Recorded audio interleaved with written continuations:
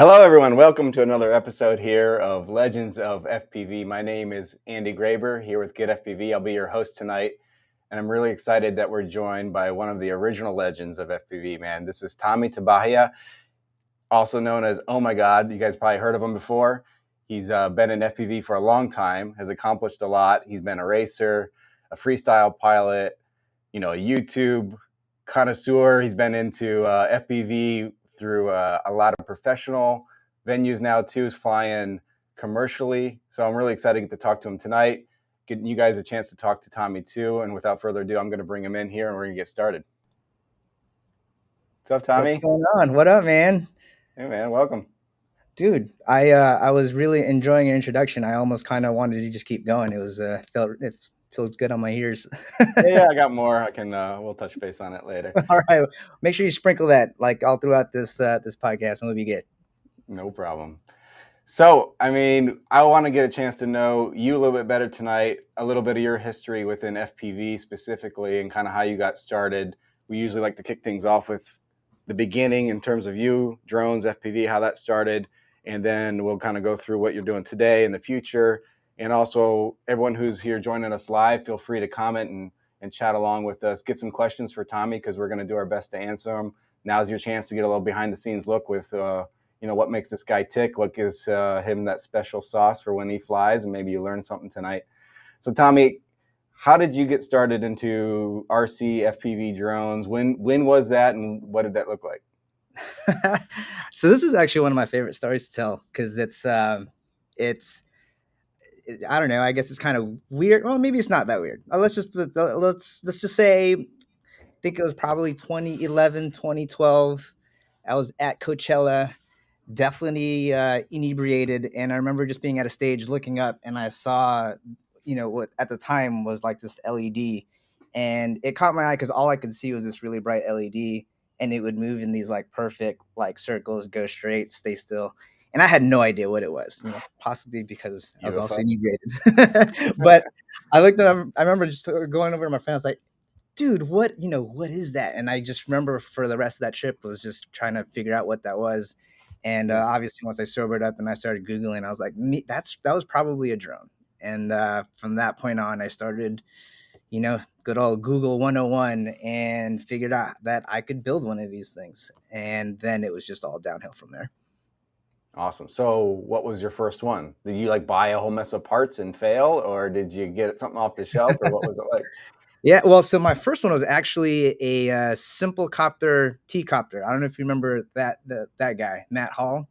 Sounds It was familiar. like yeah, it was just like these wooden sticks made out of like balsa wood. Obviously a T-copter, so it's a little servo on the back end, and it was flying like KK2. So it was like really, really old school, like 8-inch props on a big 2210 motor, just something ginormous, flying like 4S. And it was just all like line of sight stuff. I broke it a bunch of times. Moved on to like quadcopters. So I built like I didn't know what I was doing. So I actually got another wooden frame because I started off with the T-copter and that was made out of wood. So I was like, oh, wood's the way to go. So I found some dude on RC groups and he was cutting out cool shapes. I had no idea that the shape mattered. So I actually got this thing that resembles like a flying squirrel. So if you can imagine a flying squirrel, it's good for gliding, but not so great for prop disc area and like quadcopter bone. It just wasn't good. But I didn't know that at the time. And then I think I eventually almost quit because I just sucked at line of sight and I just kept breaking things until I discovered FPV. The fact that you could put something on one of these and now forward is always forward and back is always back. And I was like, okay, this is more my speed. And I think the very first thing that I built was an ADS 400, if you remember that. So what was the timeline from you're saying you got into like some line of sight multirotors to the discovery of FPV? How long of a period was that? I'd say it was probably 6 months. So like early on in 2012 was when I finally made the purchase. I probably was Googling this for like a good couple months before I decided to pull the trigger. Actually, if I take a step back, really my first one was this. I don't want to call it a hub sand because I definitely don't think it was a hub. Oh, it was a Wakera Ladybird. I had a Ladybird. Yeah. You had a That was Ladybird? Okay. yeah, that was my first line of sight drone. Yeah. Yeah. Okay, yeah, I take that back. That was my very first, multi-rotor, and it was just something off the shelf. I had the Walkera radio, and I thought I was cool because that radio was, at least at the time, I thought was like very complicated and made me look like I knew what I was doing when Uh-huh. I really didn't. What I But was yeah, flying when I met Tim Nielsen at my first FPV event. I was flying that Walkera, like things doing yeah. circles. Yeah, in fact, when I started getting into like the bigger stuff, I was still using the Walkera, and I was buying those gigantic receivers, not knowing any better that they, are supposed to get Yeah. smaller and things like that. But yeah, Yeah. okay, so yeah, that was it. And then probably somewhere in the middle of 2012 was when I discovered FPV multi-rotors, built out the ADS 400. And it was watching the real legends, in my opinion, at the time, which is like Trappy. Well, he wasn't really flying quadcopters. He was doing more like this, like discovery stuff, disco stuff. Yep. But Juzz 70, like Yeah. uh, Yep. uh, Midwest Rob, uh, Boris. Oh man, like all those OG guys, and they were doing mini quad style flying with ginormous like 10 Yeah, inch I mean, stuff. mini quads didn't, for people that weren't around, they didn't really exist yet. So people were No, taking bigger drones and trying to fly them like acrobatically, essentially, which was yeah, challenging. yeah, it was. So, you imagine this was a time where basically everyone in the DIY world building a multi-rotor was essentially building a Phantom, what today would be a Phantom or a Mavic, right? So just a quadcopter that was always leveled, it had GPS, and it had a camera on a gimbal, because that's what you were doing with drones at the time, or quadcopters at the time. And Hmm. then there was just a very small subset, community on RC groups that wanted to make these things do acro mode and do it well. And then that it wasn't just a couple months before the mini quad scene blew up. And then that's when it really just like, I'm into this, because the big stuff is like annoying when you crash them. Right? It's just like big helis, like shoot, like it's like a $1,200-$1,300 in the air that you spent 3 months waiting in for parts, and half of those parts smoked up upon initial like plug in, because things don't Uh-huh. just work with each other at the time, right? And then you flew it for like a minute, and then it would crash, and then it was And then like you're cool. done. Then you're done for another 3 months while you wait for parts. Yeah, not the best experience. All right, so you built your first kind of mini quad thing. What was your next evolution? Like, was that just a rabbit hole that you went all in into FPV after your first flight? Like, describe your first FPV flight. What was that like? I think I got it to hover for like 30-45 seconds. And mind you, I was determined to never ever fly in angle mode. Like, I just, at the time, I was like, nah, this is real men fly with an acro, whatever I was Okay. putting in at the time. Okay.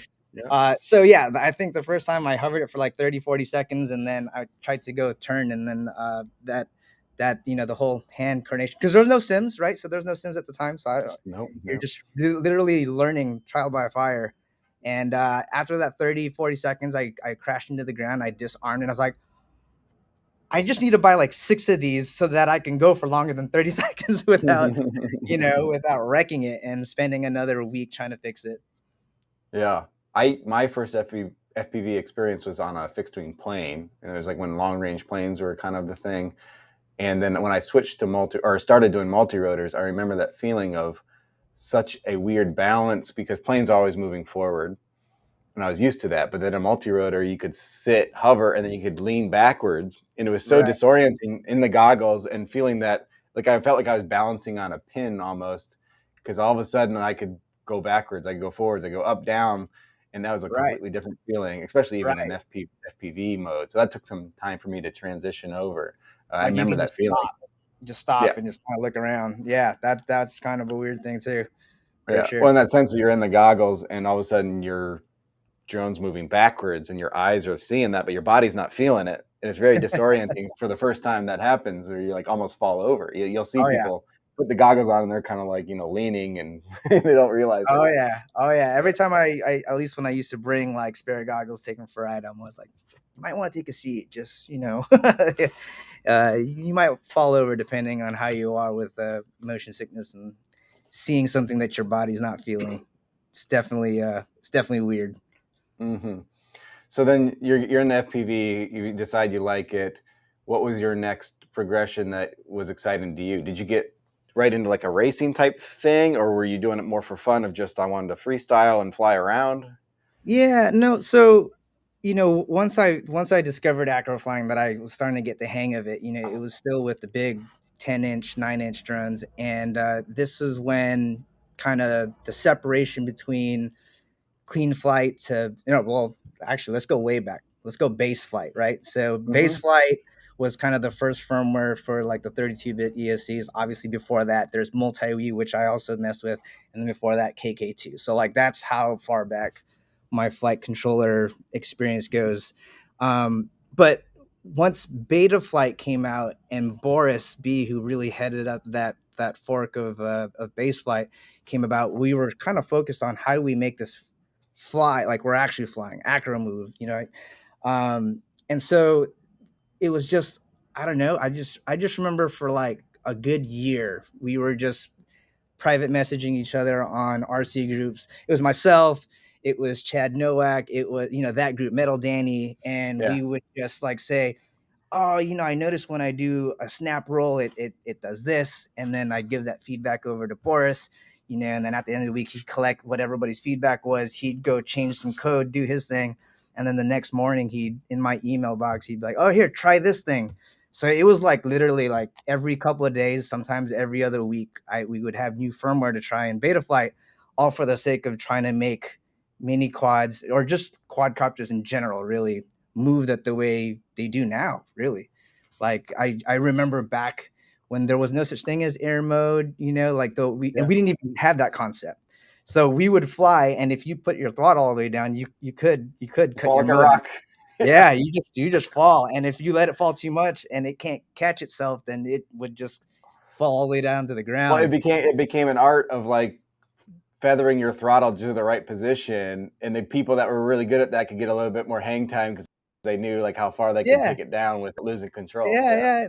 That was exactly it. I just remember like, we would in this small group, like we wouldn't make our videos like public. We would just privately send the links to each other, like, hey, check us out. It looks kind of cleaner now. And then it's like, oh look, I could get some like hang time if I remember not to go all the way down. And then I remember Chow was like, oh, we could solve that by doing an idle up switch. And then I'm like, oh yeah, then we could program it. And, it was getting really geeky. And then Boris was like, how about we just build it into the software and we'll call it air mode. And it's like, oh, okay, there you go. Yeah. So yeah, it's man, you're bringing me back. I forgot about all of that actually. That's how far back I guess I go in the world I of think, well, multi-rotors. we're getting old, so we have a lot of history to remember now. Well, you know what? I will say this, and I've been saying this, like if you're getting into FPV now, you guys got it good because like 99% of everything that's out there just works well with everything now. Like there's no worry. Like I remember when you buy something, you really had to do your homework to see if it was going to be compatible because it was like 2 out of 3 times if you didn't get the right things when you plug it in, it'll just smoke up or not work, or you have to have that special Simon K firmware from March of 2015 if you're running 4S. If you had a Yeah, certain and kind of everything prop. was so sensitive to voltage ranges that you had to Oh worry about yes. Oh my gosh. specs Yes. and regulators and filters. Yeah. There was a reason why a mini quad was actually really a lot bigger than it was now, is because like you needed a board for every single piece of whatever it was that was on there. Now it's just all on one single board, which is amazing, and I love it. But man, just I remember TDBs individually, you sees your OSDs a separate board. You needed a separate 5-volt back just to power your flight controller, and then Flashing your ESC was a soldering job to do that. Yeah. yeah, no, well, not even like you needed that little Atmel socket flasher, and you had to like make sure like Connect it the was cocked pins. the Yeah. right way. You had to hold your breath and like hold it down Boom. and make sure that you don't lift in the middle of it, or otherwise you break your ESC. Yeah, those are fun Oh, times. That's for sure. exciting times. Yeah. All right, I want to shift a little bit towards some of how you got into FPV racing because I know you've done a lot within the racing world. Maybe some people don't realize, but I mean, you were on what DR1 racing for whatever that season that they did that. You've done a lot of other events. You were part of like was it Drone Nationals and a few of those racing events that you've been Oh to. Maybe yeah, take us a little bit of through your like, kind of racing yeah, progression, how that started. Did you do local races first, or how did you even yeah, do that? yeah. So I think like one of the first things to ever come out was like the IDRC, which was a California Hmm. based Hmm. thing. So I competed in that. I definitely did a couple of like the local multi GP chapters, and then during that time when drone racing was like looking to really take off. That was like right about the time of drone nationals. I Yeah. was consulting for what is now DRL. So, we flew out there. It was myself, it was Steele, Daniel of X Hover, and a couple other guys. And we went out there to really consult and just like do these test runs of how a drone race would be conducted, like how do you shoot it, how do you organize it, and things like that. And then I competed in DCL, DR1, um, yeah, that then the DR1 turned into hosting it, like, because at the time I was like, dang, these next group of kids that are coming in competing, these guys are insane. Like I was like, there's no way I was gonna keep up with those guys. So I figured I'd retire early and start hosting. Yeah, I'd say probably the last time I went to a race was back in 2017, 2018. That's probably the last time I actually raced, and then Competed in a race, yeah. competed, yeah, and then after that, it was like, all right, well, I still love the whole scene and stuff like that. So I was like, how do I stay up in this but not actually compete? And I figured, like, somebody asked me, like, hey, would you be interested in hosting? And I was like, yeah, that sounds like a lot of fun. So did that for a couple of years, and Yeah, you're yeah, an awesome host. I mean, you have a really good, I think, like personality on screen, and that translated thank well you. with your drone knowledge and knowledge of the pilot. So I remember watching you on some of those where you were helping host the show or the broadcast. It was cool. Thank you. Thank you. I really appreciate that. Yeah, I really enjoy it. I like entertaining people at the end of the day, so I think it works out. What was one of the more memorable races for you? Did you have any like where you won it and that was like really exciting, or you had a crash that was really heartbreaking or something? No, I actually the most memorable one was probably DCL out in Paris, and we lost. I lost. Like we have terrible technical issues. This is back when Connex was trying to kind of establish their That's right. I remember themselves. you guys did that. Yeah, that race in Yeah, Paris, right? Yeah. yeah, and that race in Paris was actually a really challenging one, on many different levels because it's on, what I can't remember the name of that street. I won't pronounce. I'm gonna butcher it, but it's Champs Elysees or something Yeah, like yeah, that. yeah, yeah. Yeah, That's like the main street. Yeah. yeah, yeah. So it's on that main street. So there's a lot of traffic there. There was like, some 40,000 people just like mobbing through the crowd all ready for like other things on top of this drone race.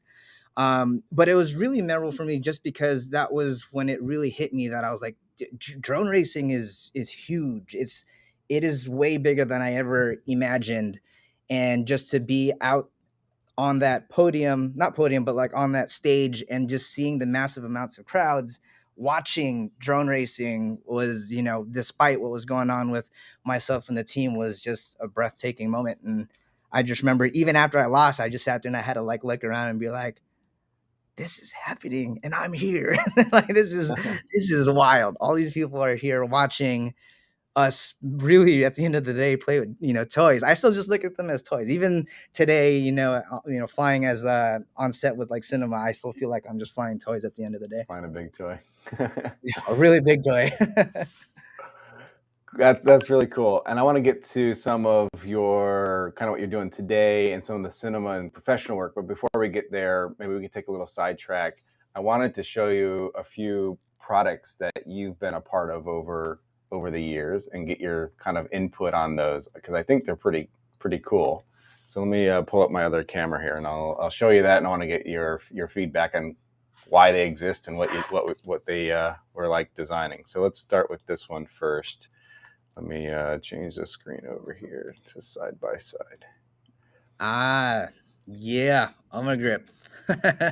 So it's a funny story about this is that wasn't that product came out of necessity. It wasn't something that I went out to intend to create. It was just at the time we were working on the remix, and the way the remix was designed, it places the battery smack dab in the center of props. And so if the battery moved so much as half an inch or an inch in any direction, it would, you get a prop strike, and that's not good. So we set out to go figure out, well, how do we make a battery pad that keeps it really like a really good job of keeping it from moving? Because at the time, everything was just made out of like a foam pad. Yeah. So then we started, thinking like, all right, well, if we made it out of a like this material it exists. Like, I believe the idea came from like the cell phone holders that you find in cars. Yep. Uh, and those work, but it wasn't the right mixture. So we were playing with the basically the percentages to get it to where it's at now, which the two things it needed to do, it just needed to protect a battery in a hard crash, and it also needed to prevent it from being sticky. And I guess the third thing was like, how do we find the balance of sticky versus when it gets kind of dirty, it loses a little bit of its stick, but you can still wash it. So not many very people know that if you can make it stickier and gooier, but then it also gets it harder to clean. So a lot of people think that we just got that and just took it off the shelf, but we legit sat there and played with a couple of different chemical mixes until it checked off all of our boxes. Yeah, it's been a popular product for a long time, and I think because it works so well. So, like you said, it's not like you designed a brand new material necessarily, but it works really well for what it's designed to do. It looks cool. It's got your logo on it. I remember seeing the video where you flew with it without a battery strap. You just like stuck your Yeah, battery on it, and you were doing yeah. flips and stuff, and it stuck. Yeah, It was it was crazy. I forgot where we were at, but, like, when I was showing I was with Bardwell and some of the other guys, and I was just like, "Hey, check this out. I think this is done. I think this is ready to be something." And then, Bardwell was like, "But can you fly without a battery strap?" And I was like, "I don't know. Let's go find out." And I was legit thinking, I was like, "This is not gonna end well." But Yeah. it turns out that if you have it, like, perfectly clean and you've got a good amount on there, it won't move. I've actually tried it, fun fact, with, on a Cinelifter with a big 6S 5100 pack Yeah. with the Komodo on there, and I held it upside down, and I was like, "Oh, it's sticking." So it's definitely a product that you know, I didn't expect it to be where it's at today, but I think it's pretty cool that it's kind of become the standard almost. Yeah. All right. Here's two other ones. Ah, yes. So here's a fun fact. Um, Not very many people know this, and I think I did a terrible job of marketing it. But do you notice that the shaft on that 2306 has a 3 millimeter hex driver in it? Oh yeah, it's hard to see on camera, but you're yeah, I see that inside. You're saying the shape. Yeah. So what that was is just I remember getting tired of, when you might put your props on fine, but in a crash, sometimes if depending on the direction, it'll really tighten Mm-hmm. it. And Right. it makes it almost impossible to take a broken prop off without chewing up your hands. Or I know some people bring like just a small piece of rubber and then they kind of grip the bell kind of like a jar to pop it off. Yeah. So we came up with putting a little hex shaft so that if you really having trouble, you could just put a little 3 millimeter hex driver in there The and driver in there. Yeah. yeah, That pop was off. good. That very good idea. Man, I got to tell you, from I've designed or been part of motor design for a while with our own Luminaire factory and stuff, so I understand some of these things. But your motors always look so cool. Like the design's really cool. They're unique in terms of their shape and look and the finish. So I wanted to applaud you on that. I always like the look of your motors when they come out. They definitely stand out. Thank you, thank you. You know where my inspiration comes from, and you're a car guy, so I know you appreciate this, but Yeah, go ahead. wheels, just straight up, just like JDM wheels. Well, it doesn't have to be JDM wheels, but I just know wheels. exactly what you mean. That's usually where I started when someone's like, "Hey, let's do a new motor design. What should it look like?" And I just start. You just Google photos of wheels because that's going to get you probably pretty close, pretty Yeah, quick in terms of what you want. yeah, 100%. Yeah, So yeah, that's where I kind of get my inspiration from in terms of motor bell designs. But that's like one of those things where you got an opportunity to make something look kind of cool. And you take it. yep, yep. And the other one, we have a smaller one here that you design, also very cool looking. Yes, that's the Aerolite. So this one is funny because like I kept challenging the engineers, like the bell needs to be lighter, the bell needs to be lighter. So this motor was again developed kind of out of necessity for the 250 project, right? So the 250 project, for those of you who don't know, was I wanted to build a complete project with the 250-gram constraint, and I wanted to swing 5 inch. Like that was I just wanted to push that. And a 2004 is arguably kind of on the edge of what a 5 inch prop should be able to be swung. And so I wanted to lighten the bell and just keep it like lighter and lighter. And then finally we came up with this idea, well, what if we put notches right before where they joined together, and that knocked off, just enough weight to make swinging 5-inch props on this acceptable to me. I mean, some people, it Yeah. might not be the same opinion for everybody, but I think it does a great job of it. Yeah, I mean, this is about as minimal as you can get in terms of weight. You can see it's only 2 motor screw mounts for the base, Yeah, and then that's all you really the need. top, very thin design in terms of the spoke. But yeah, they're very purpose built, and it looks really cool too. Unique looking Thank you. motor. Thank you. That's probably my favorite bell design to date so far. Yeah, and they come in a couple different color and KV options, so they fit whatever kind of build you're looking for. Yeah. Yeah, awesome motor. Let's go real quick. I want to know real quick about your logo. Where did that come from and why? This little exclamation point That's a thing. great question. And I don't think anybody's ever asked me that. So All thank right. you. So that was so back then when I was doing a lot more like freestyle videos, I always took the angle of like doing something crazy. Crazy as in like whether you're pushing yourself to the edge, whether you're trying to pull off a stunt that's really high risk. And so I wanted something that kind of encompassed that and kind of gave that vibe of, hey man, let's send it. I mean, let's go big or Yeah. go home. Do something crazy. Give people something to talk about, if you will. And so that's where we came up with the whole exclamation point. But I don't want it to just be an exclamation point. And then the guy that I hired, came up with this idea of put it into a triangle, which is kind of at the time we were all about tri-blades, but not Oh people yeah. know that. And then we were gonna call it good, and then then he just added this flair of, what if we just turn the exclamation point a little bit, to represent a little bit of like a spinning prop, and I was like, oh, that's so it, even though like most people won't ever equate it to that, but I wanted it to be like that, where it could be interpreted in so many different ways. But Yeah, that's that cool. is, That's cool to hear the kind of story behind it, because I feel like a lot of logos have stories, and you might think you know what it came from until you hear the guy who made the logo or was part of that process. That's cool to hear. I didn't even know all those details. It is a yeah. cool logo though. I like it. Thank you. Like, Yeah, oh and my Ummagawd god, was just a carryover from back when I used to DJ. that was your You DJ name.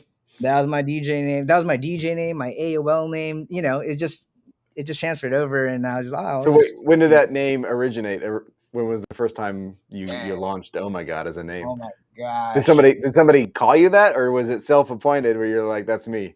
No, it was more of it was a hip hop thing. So Yeah, Tribe Called Quest, like Golden Era backpack hip hop. yeah. There's a song, and like one of the songs that it's like phones ringing, oh my god. And I just really liked that sample, and so I was like, oh, okay, well, what if that was my screen name, and so that way when people read it, they're like, and then they say it over until they realize that they're saying a Yeah, popular yeah. catchphrase. Cool. So yeah, that became then eventually your FPV pilot name, because you said you had it for a while, then DJ and everything at that point.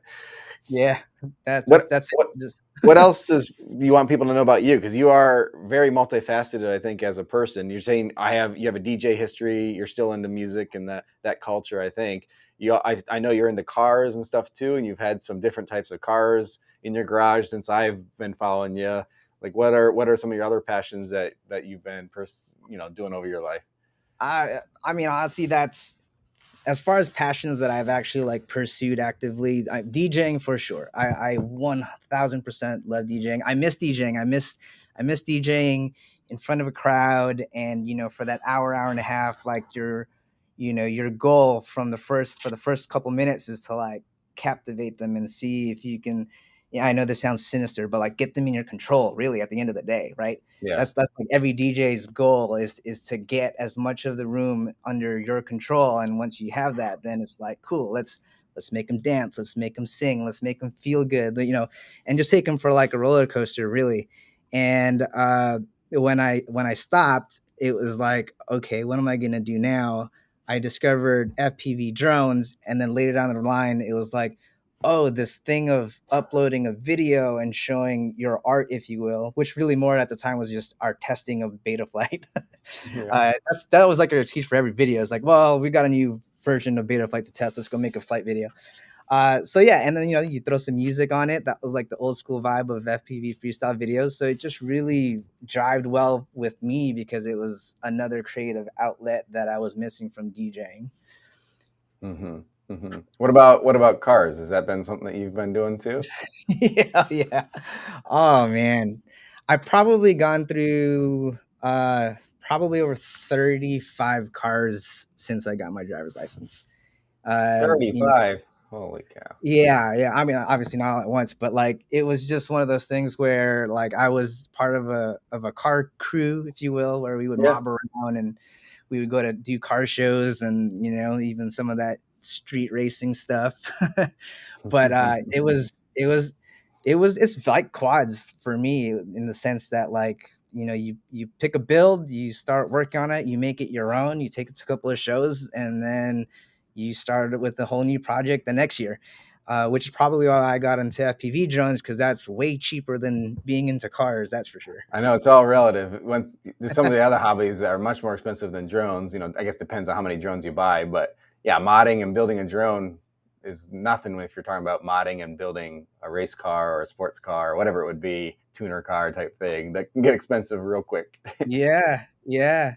Oh, I just noticed on the chat. So, third DR1 Habit 5. What? That's a name. Sorry if I'm messing it up. He's asking what kind of music I did. So I was when I played in front of a crowd, it was always top 40 stuff. So I was very much active in the Los Angeles club scene. But personally, like I like spinning everything. Like I really enjoy doing mashups, basically just taking two completely different genres and figuring out either how to remix it together or blend them together in a way that makes you see things in a completely different way. When you're DJing too, are you like into the old school vinyl type stuff? Are you going into all digital, or what's your preference these days? No, yeah. So that's another great question. I have seen the entire transition from analog to digital, which is funny because I guess I experienced the same thing in FPV. Yeah, it's the same story. uh, Yeah. yeah, no, I was very much vinyl. I had like you know that 5x5 square bookshelf case that you could get at IKEA. Yeah, yeah. I had two of those at my old house and was just filled with nothing but vinyl. So I was that guy with my friends where we would roll in like 10 crates to the Right. club, and then when digital Serato came out, then it was just like, oh my god, this is way way way better. And then we made that switch, and it's probably why I'm so short, Andy, is because I had to carry so many Carry all those crates the of crates and vinyl records. vinyls. Like I did that since I was in junior high. That's when I first started DJing.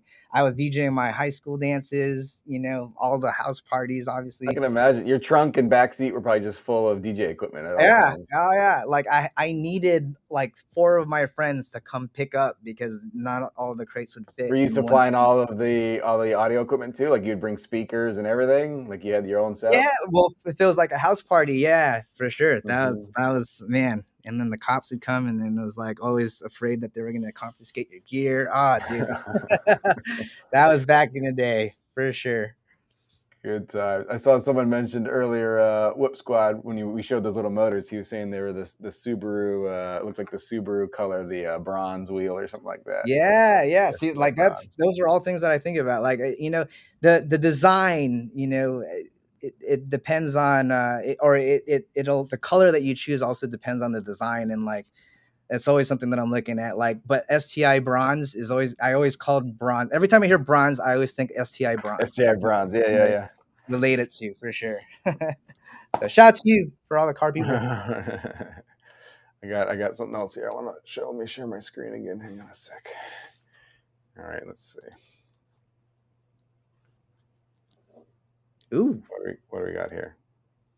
we got a 250. Looks like you got the gold motors. That's like my favorite color combination. So you got a nice little 6S pack up there, or a 6S build, I should say. Yeah, this is one of the ready to flies we actually offer in GetFPV of the 250 build. It's got the Nebula in the back with the Cadex Vista. Really nice build. It's like freaking clean. I wonder if I can open it up I here know. without trying it. Every time I finish configuring one for a customer, I'm always like, ah. This is going to be dirty someday.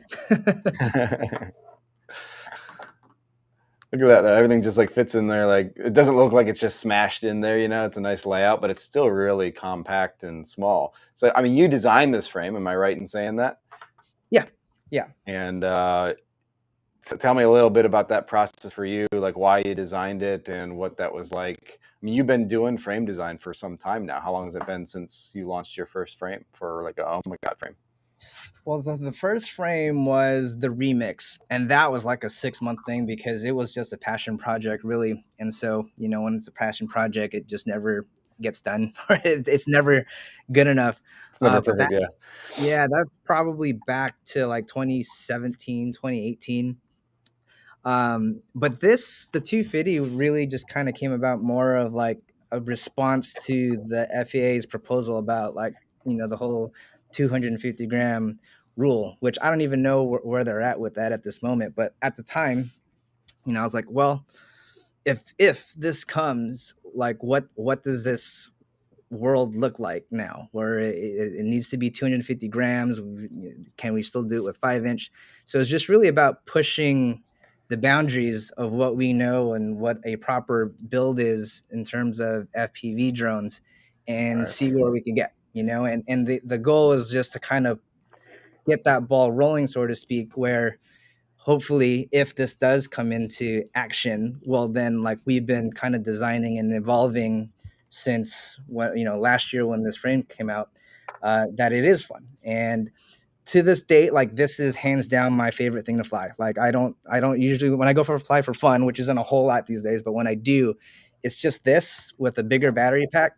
It's not sub 250, it's like closer to like 300 because I'm flying with like a 550 pack, no camera, no nothing, and it's just it's just changed the way I fly because Just it kind flying of, for fun. Yeah, man. it's just flying for fun, yeah, and it flies like it's on rails. You can come out of a dive from the moon and stop like an inch off the ground. It's like it really changes the way you fly, and which, since I do fly a lot of the cylinder lifter stuff a lot, it's just really nice to just be on the complete opposite of that for a minute, and just kind of have some fun. Yeah, I think it's a good segue. I want to show people real quick that we do have a special code going on right now on GetFPV, thanks to Tommy, Ummagawd, joining us here. So if you go to getfpv.com, throw some Ummagawd equipment in there. It works on anything, but Ummagawd equipment is you can't go wrong with it. So I got a few motors in my cart. Use the code Ummagawd, Ummagawd, in your cart. You're going to save a little bit of cash here instantly on checkout. So thank you, Tommy, for joining us tonight and making that possible. This code will be Yeah. good for this week. So you guys get to the site, put some parts in there, and use the code Ummagawd to help you out. We've been working with you, Tommy, as from like a retail perspective for some time. Ummagawd as a brand and company has been around since when? When did you kind of originate as a brand? Wow, that's a good question. I'm 2017, maybe, Yeah, maybe yeah, something like that. Well, 2016. and what made you like? Were you sitting there and be like, I should just make something and sell it, or what was driving you to saying I should have a brand? Or It really wasn't all planned. Like, I knew I wanted to make a frame. That has always been in the plan. But like, I'm the type of guy that doesn't just, I'm into it, let's go make something. Like, I like to be in it. I like to see the culture. I like to see what works, what other people likes. I like time to pass by and things kind of mature a little bit to really understand what is important to me. And then before I start thinking of making my own design. And at the time, it was just 100% just something I wanted to make. And my friend Ryan, who's, my business partner now, he knows how to do the CAD work, and he has a CNC machine, and we're like, well, we could go make something for fun. And I think it was just kind of, word got around that I was working on this, and people kept asking me, well, could you cut me an extra one? Could you cut me one? yeah, And then before you know it, it was just like, all right, well, I guess I'm selling and cutting cutting frames now. And it just kind of turned into this thing from there. It was never, it's funny because it was never supposed to be a business. It was just, I'm really like this hobby, and I know what I want to see out of a frame design, and I want to make it. a lot of times I think that's the most successful business, where you're not looking to make a business, you're looking to make something that you want and are passionate about, and then that translates into a product other people want.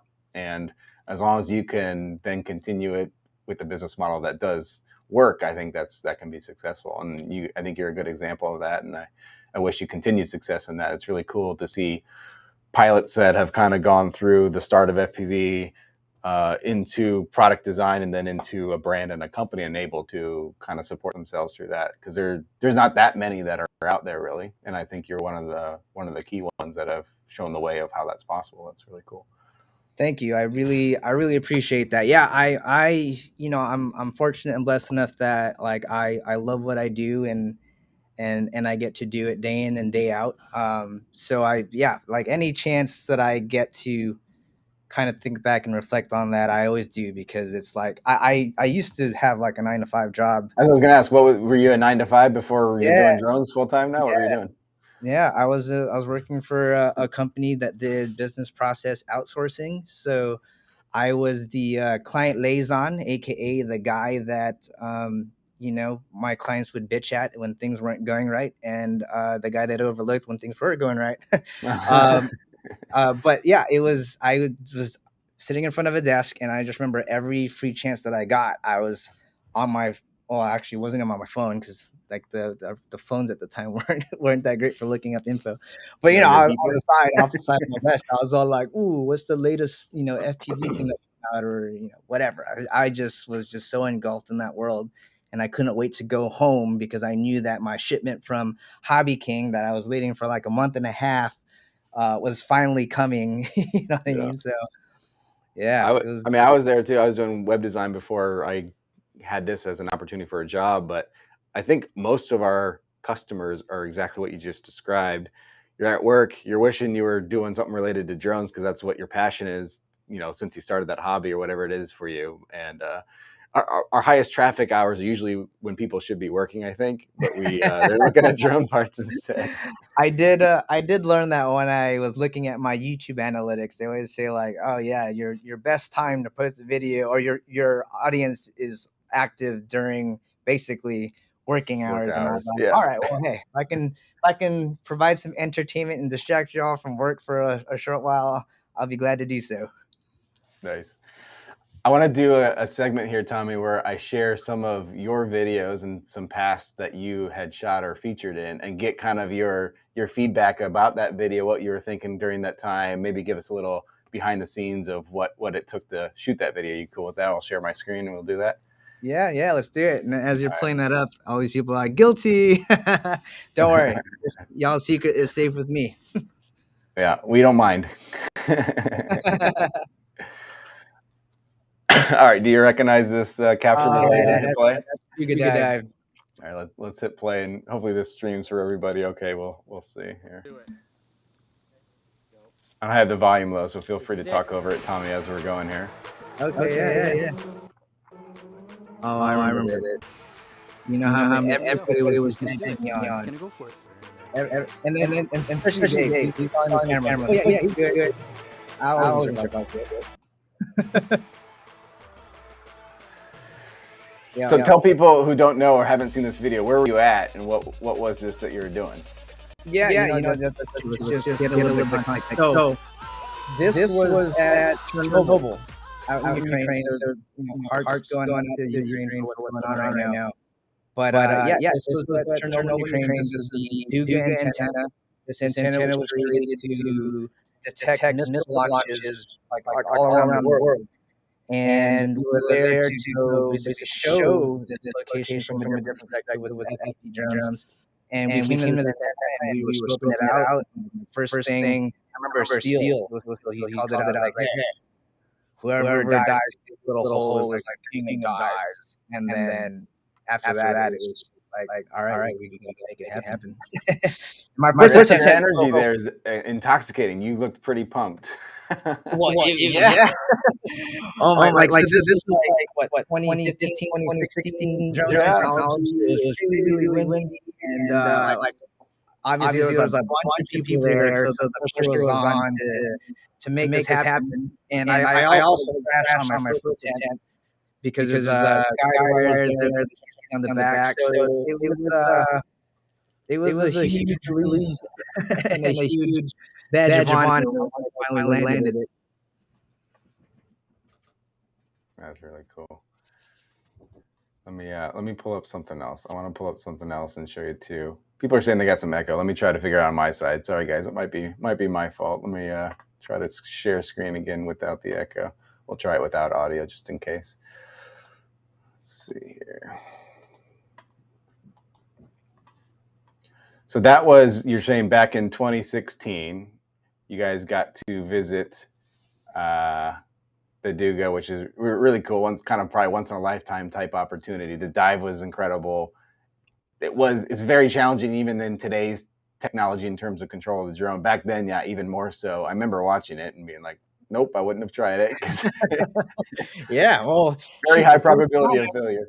it was like literally just ping pong, just ding, Yeah, didn't ding, you just guys get one a stuck up? reminder about like why you don't try to do this. Did you guys get one stuck up there when you were there? No, like I mean, like there was lots of crashes, but not one got stuck. It would just ping pong down, and then whatever was left, you just kind of swept it up into your bag and just try to put it back together and go up again. All right, let me share this one here. This is one of my favorite because it's actually got like a story that goes along with it. So I'm not gonna be able to share it here, but you guys go check it out on Tommy's channel. It's called I Am Drone, and you got to listen to the story kind of going on through the video. So Tommy, give us a little backstory of like what it is, what's going on, why'd you name it I Am Drone? Yeah, so I believe this was right before the first year that we decided to do the Rotor Riot Rampage. And one of the things that we wanted to do was, cut together a video that we would then show at during Rampage. That never happened because things was just so chaotic. But I started putting something together just based off of what I had on my hard drive. Like I only had my one laptop, and as I was putting a freestyle video together, I always thought like I've just an FPV freestyle video. Everybody's seen a bunch of those. And then this idea just popped into my head about like, well, what if I gave my drone like, character, a personality? Like if Yeah. my drone could speak, what would it be thinking? What would it say? And that's really the premise of all this. So as you watch this video, as it progresses, it just calls out all the things that I am subjecting my drone through and what I think my drone is thinking and feeling about everything that we're doing. So what It was was a that really creative process for like you? Did you go over the footage and then you started like writing down like, oh, I should say this, or how did you do it? Yeah, so this is on like this three. I had just gotten off of the plane, and it was like a 3 hour drive from the airport to the location. So I was literally just in the back and just thinking like, okay, well, I've raced before. I try to make my drone go fast. I've tried to make my drone fit through the tiniest things. It's. I did that, and then as I started seeing what was happening, like the story just started to form, and it was like, hey, remember when you made me do this, and remember when this happened, and so it was. And then I remember I just had to like put like a blanket over myself because there was all the kinds of road noise as I was talking, the narration into my and then I was like, okay, that's not working. So then I used the built-in Mac OS thing where like you type it in and it speaks it. And then I was like, that's it. I'm gonna make it sound like a robot. And then it just all came together after that. Yeah, that's one of my favorite. Guys, go check it out. It's called I Am Known on Tommy's channel on Ummagawd on YouTube if you guys want to see the full video with the sound, because that's what makes it. I mean, the flying's really good, but it's fun listening to the story and like from the drone's perspective, like Tommy just explained to us there. I thought that was a neat way to do it, and something I hadn't really seen done before through FPV flying. So that was a cool perspective to put on it. Kind of give the drone Thank a you. little bit out of its own life there. Yeah, I'm glad you brought that up. I totally forgot about that video that I made. That I've always wanted to do something in the same vein, but I struggle to come up with an idea that is relevant today. Yeah, I think it's time. It's been a while. You got to do another one. Let's do this one. I want to hear. This is a little more recent. This is when you're flying in Oh, a place that most people never get to fly, at least not legally. Tell us yeah. what's going on. What's going on here? Okay, so this was actually for the, and this just recently showed, so I think people might remember this, although none of the footage is in here, obviously. But we were doing a commercial for Nissan. This was that big one that played during the Super Bowl with Eugene Levy and Dave Bautista, and it was like all A-list celebrities. Yeah. And we were scheduled to shoot at this location, but we were there early, as you should be, and the directors were running late, and we had all that traffic blocked off for all of that. And I was just sitting there, and I was with my AC, and I was telling him how, man, if this was like 2-3 years ago, I'd be ripping so hard right now, because like, when do you ever get a chance to fly downtown LA? And because we used to do it illegally, and Yeah. now here we are in daylight, and technically we're legally allowed to fly. And then we were, I was just like, yeah, I wish I brought my freestyle drone. And then he's like, well, why don't you just fly, basically the Cinelifter with the red Komodo? And I sat there and I was all like, well, we do technically need to do a test flight. And so he was like, "Well, I'm down if you're down." I was like, "Well, let's do it." And the for those that don't know, whenever you go on a shoot, there's an FSO, a fire safety official, and you're supposed to wait until they're there, and you have to basically clear everything that you're doing with them, because at the end of the day, they run the show anytime drone is involved. And it just so happens that the FSO that was there was somebody that that we knew each other from, like, doing Red Bull and a couple of other shots. And so when I told him, like, hey, I want to do this test flight, but just, I'm going to be a little bit erratic looking. And he's like, oh, yeah, yeah, whatever. Yeah, I know you are. You're good. So I was like, well, shoot, I got the green light. Let's do this. So we just swapped the lens for something wider, because what was on there was like, I forgot what it was, but it was, the DP calls out the lens choice, and you're supposed to get everything ready, and that's what you shoot with. But to Yep. do a freestyle video, you always want to go as wide as you can, because it feels like it's fast and you see everything. So yeah, we swapped the lens, and it wasn't balanced for that lens, but we were like, screw it, let's just, we're just gonna do it. That's why you can see it's a little bit wobbly when I do the zero throttle chop. And then we just went for it. I was just like, okay, we're never gonna get this shot again. So just started freestyling with the red Komodo So, everywhere. I mean, obviously you have a lot of money in the air, which is a risk. But like, if something would have gone wrong here, did you have a backup for the shoot, or would you have Oh just yeah. been screwed? Yeah. No. You always have, especially when it comes to FPV drone, you have backups on backups on backups. Okay. So I wasn't too concerned about that, but obviously there's always a risk. Somebody could just plug in, and then it's like, all right, well, there goes $20,000. But it ended up being cool, because, like, we also shoot with an HD transmitter. So for those that don't know, there's another transmitter on there that's just sending what the Komodo sees, and this is critical for what the DP, director, producers, because they all want to see what that is. And like halfway through this is when the director, DP, they all rolled up, and they're like, "Oh, what is it? Tommy's just doing a test flight. Check it out." And then they ended up all just crowding around the monitor to like watch what was going on. So then I was just like, "Okay, for real, no pressure. Now there's a freaking audience that's watching me now." Where before it was just for fun that I was gonna try and post on YouTube, and now it's like, all right, well, now they're all watching me. So it's a little bit stressful. Just a little bit stressful. But it looks like it went okay. No problems on the flight. You were able to Oh bring it yeah. back in one piece. Oh yeah. Oh yeah. Like, I mean, it's obviously not tuned for freestyle, but it was handling it just fine. And whenever I do fly for like commercial, you're never really pushing it this hard, to be honest. Right. When you're flying 5-inch freestyle, you're really kind of testing the limits of the physicality of the drone.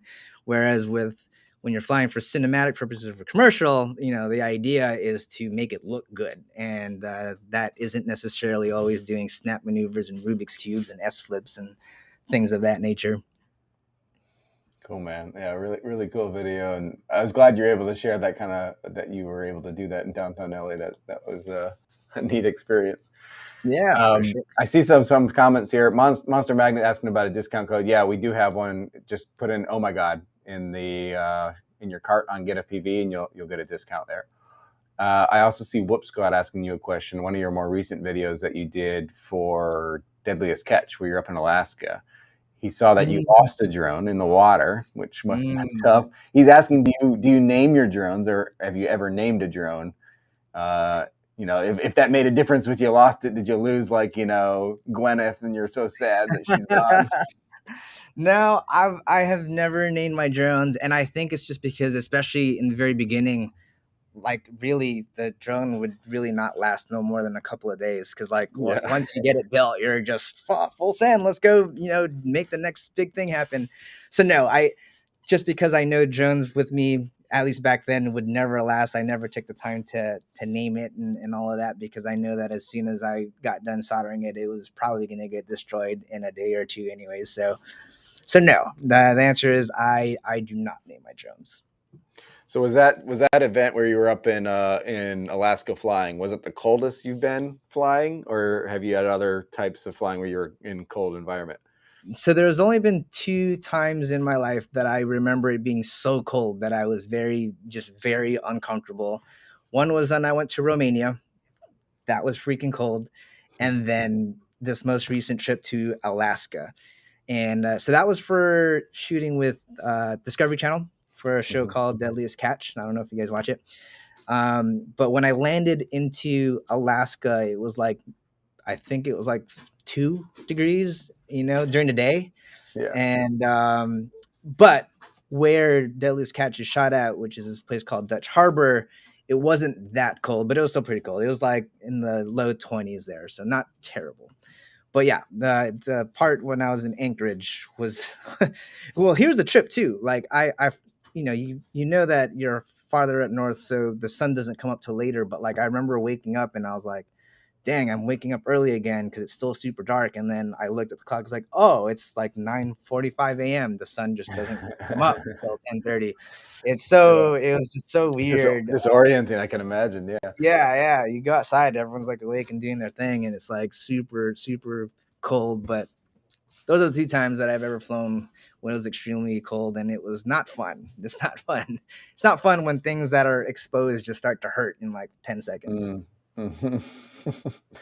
I mean, does it affect your flying at that point too? I can imagine you Yeah, try I not to let it mean, get to you, but yeah.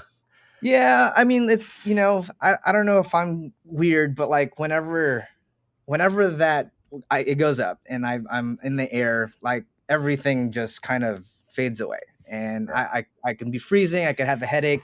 Fun fact, I actually Seasick.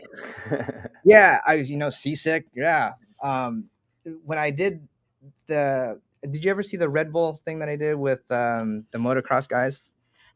I don't know. Tell me about it.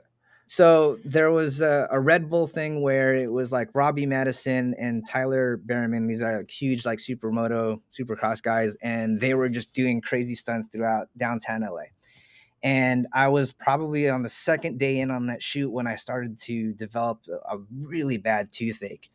And long story short, I ended up actually consulting Kebab FPV. If you guys don't know who he is, Yeah, Bob, because he's a dentist. And I was like, hey, man, like I'm in the middle of the shoot. I still got another 3 days.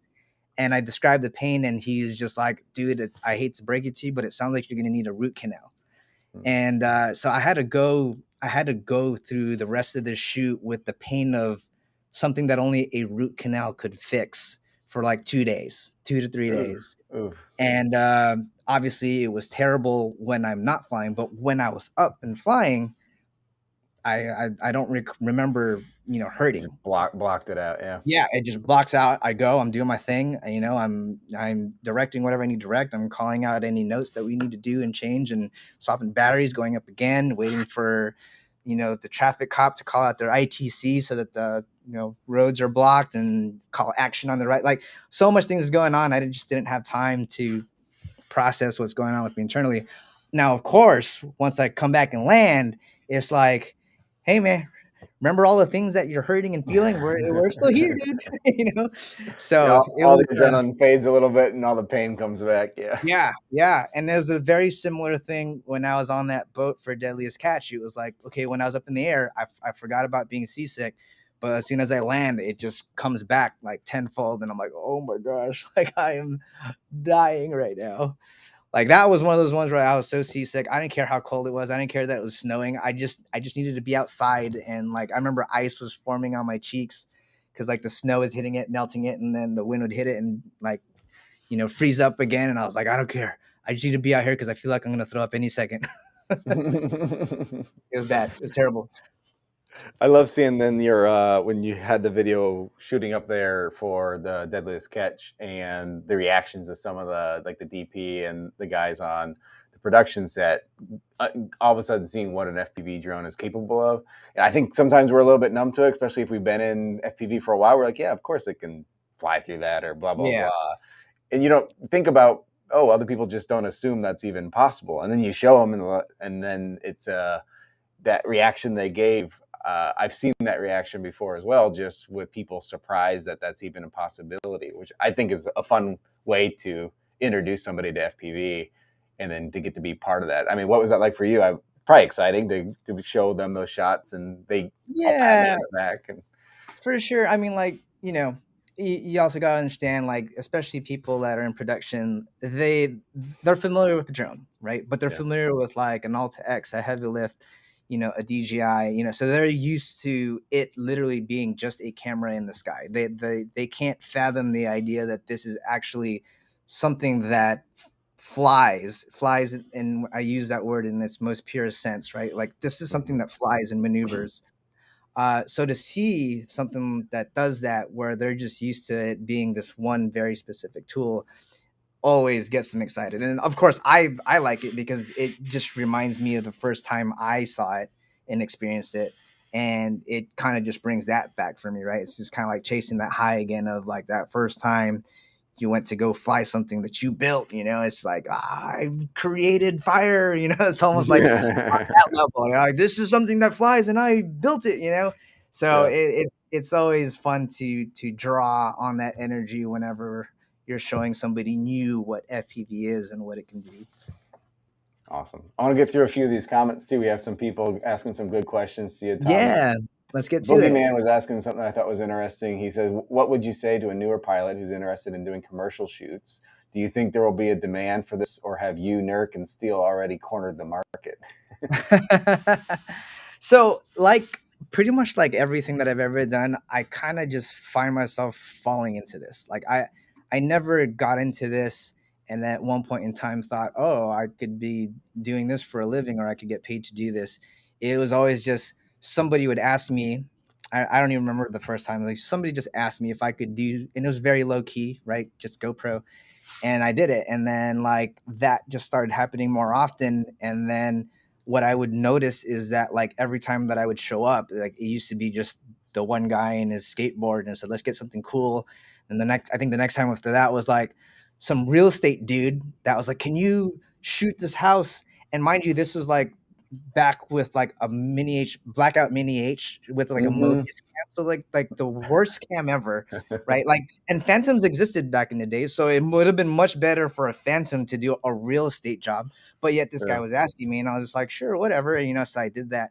And then just over time, like the ask, like I would show up, and now instead of just being one guy, it was like two guys. And the next time I show up, it's like, oh, it's a bunch of a handful of people, and there's a director. What's a director? Okay, sure, whatever. I guess he's the one calling the shots. And then that it just kept growing and growing until I remember the very first time I did like a really big production, and it was just like there's like 18 like semi trucks of just cinema studio gear, and there's probably like 200 people in this crew, and it was just mind blowing. Like how I had no idea, like, just how deep that rabbit hole goes when it comes to production. And after a while, I just like, okay, like, I guess we're here now. Like, and this is what this is like. It's wild. Like I Yeah. still pinch myself sometimes because I still don't fully understand how I got here, and I'm thankful that I'm here. But what I would tell the new person, so here's the good news: is now FPV, that whole look is definitely spilling its way into mainstream. So it's not like you have to convince anybody because a lot of DPs, directors, producers are aware about it, and they know it's a buzzword, and they know that if they incorporate that into their final product, they're technically kind of on the cutting edge. So in that sense, there is no uphill battle. Whereas before, you might have had to convince somebody, like, hey, I got this camera that's on a drone, like we can do some cool things with it. Like more and more people are starting to know. The second thing I would say is, if this is what you're trying to do, then like you really should be trained, I guess is the word that I'll say, on a couple of fronts. First and foremost, you do have to have the eye for it, because in 50% of the jobs that I do, half the time they know exactly what they want. And in that scenario, you have to be so proficient with your technical flying that you have to be able to do exactly what they're asking at the same exact angle, at the correct framing. And if there's an action going on, you have to get the timing right. Moment, yeah. Yeah, unlike, say, racing or freestyle, where as you are doing your thing, you can have all these micro adjustments, and it doesn't matter, because at the end of the day, you're trying to do your trick or you're trying to hit the gate. Well, with cinematic flying, you're doing this professional. Once you commit, because if you're going to mess up and you need to do a micro adjustment, that registers on camera. The DP is trained to see all these things. They'll be like, nope, not a good take. Got to do it again. And, if you've ever been on set, like, time is money, and you got to be able to do things like super fast, and you got to be able to do it cold. There is no, most of the time there is no, oh, I'm going to take a warm-up pack, or let me just rehearse this a little bit. Like, that doesn't always happen. So that brings me to the next thing, is like you have to be able to fly under tremendous amounts of pressure and stress, because there could be a bunch of people watching. Actually, there is a bunch of people watching. So you've got the director, DP, producer that are all sitting there around a monitor. That feed is now going also off to like the talent, the creative agency, the client themselves. They're like in another van and they're watching on the big screen what's happening. And so like you have to be able to take direction very quickly and act very quickly. Like you'll usually only get like a 2-minute warning when drone is up. And then you have to just get it. Like there is no, like, let me practice this. Let me take a warm-up pack. There's none of that. So that would be the second thing. And then the third thing is, I guess, having the eye for it. I don't know if I said that already, actually. Did I say that already? You mentioned about the eye, yeah. Yeah. Okay. So you have to have the eye for it, but it's very important. So you got to say it twice. Yeah. So okay, that's right. So the other 50% of that is they're looking to you to come up with something. They'll just explain to you this and this is happening. This is kind of what I want to capture in frame. So then you have to, on the spot, come up with a shot. So they'll outline it and then kind of rely on you to exactly make it work. Exactly. Yeah. And so whenever they're talking to you, they're talking in like camera speak, right? So they're always talking like, all right, camera left, we need to boom up, we need to pan right, the only thing that I think kind of crosses over is orbit. So like I use the word orbit and like they immediately get that. So I'm like, okay, cool. But whenever like I'm talking, like split us into a that's what I would do straight up. Like when I first came on set and I explained, okay, so here's what I think would be cool. We're gonna go fly over. We're gonna do this S flip, right? Then we'll do a Rubik's cube so that we can get the framing automatically aiming that way, and we'll use the backwards moment, And I just see that in their head, like, okay, I don't know what that means. So I had to learn like camera talk, camera jargon, in order to get that communication. But yeah, it's been wild. Like, this whole career in FPV has taken me to places that I would never have ever in my wildest dreams have guessed that I would go and visit, and all the cool people that I have met like along the way. Like a lot, my parents to this day still think that I made the biggest mistake quitting my crazy job. But I, also to understand that, my parents' generation came, it was just a different time where like you were just really lucky to have a job. So for them, it was just crazy that I would go quit job to go fly toys. But it's been the best thing that I've ever decided on. And just for meeting folks like you and in a crazy community that believes in this thing that we call FPV, I guess. Yeah, that's so cool. Thanks for all that kind of backstory and advice, and for telling our followers here some of that, because that's stuff you can't learn until you're in it, I think, a lot of it. And with you sharing that, we get a little glimpse into that world, especially on the commercial world. I've talked to a few other pilots that have been doing some of this commercial work too, and I tried to ask them the comparison between like the nerves of a big FPV race versus a commercial shoot. And all of them have told me the commercial shoot's way more nerve-wracking than an FPV race ever was for them. And the reason they've told me, if I remember right, it was like because the responsibility you feel, and so many people are counting on you from a commercial shoot perspective versus a race. Like you fail, you're pissed, and it's yourself. Generally, you're pissed about, but it doesn't have a lot of consequence beyond that, maybe.